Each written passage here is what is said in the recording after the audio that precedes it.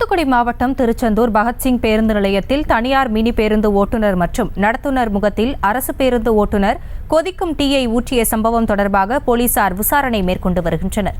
இதுகுறித்த கூடுதல் விவரங்களோடு இணைகிறார் எமது செய்தியாளர் அஜித்குமார். என்ன நடந்தது? விவரங்கள். வணக்கம்.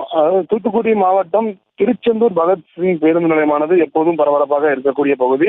ஆன்மீக சுற்றுலா நகரமான இந்த திருச்செந்தூர் பேருந்து நிலையத்திற்கு வெளி மாவட்டங்கள், வெளி ஊர்களில் செல்லக்கூடிய பேருந்துகள், நூற்றுக்கணக்கான பேருந்துகள் தினசரி வந்து செல்கின்றன.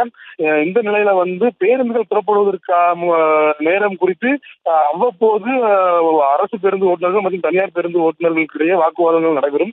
இந்த நிலையில் இன்று ஒரே மார்க்கெட்டில் செல்லக்கூடிய, அதாவது திருநெல்வேலி சாலையில் செல்லக்கூடிய 2 அரசு பேருந்து ஓட்டுநர்களுக்கிடையே நேரம் குறித்து யாரு முன்னே செல்வது என்பது குறித்து வாக்குவாதம் ஏற்பட்டுள்ளது. அப்போது பேருந்து நிலையத்திற்கு உள்ளே வந்த தனியார் மினி பேருந்து நடத்துனர் அரசு பேருந்து ஓட்டுநரிடம் போக்குவரத்து நெரிசல் ஏற்படுவதாகவும் வாகனத்தை நகர்த்துமாறும் கூறியுள்ளார்.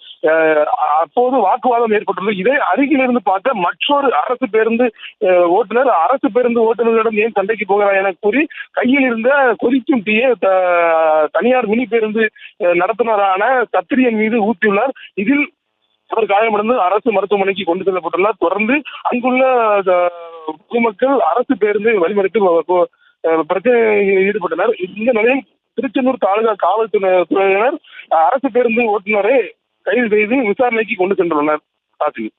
விவரங்களுக்கு நன்றி அஜித்குமார். செய்திகளை உடனுக்குடனும் துல்லியமாகவும் தெரிந்து கொள்ள சப்ஸ்கிரைப் பண்ணுங்க.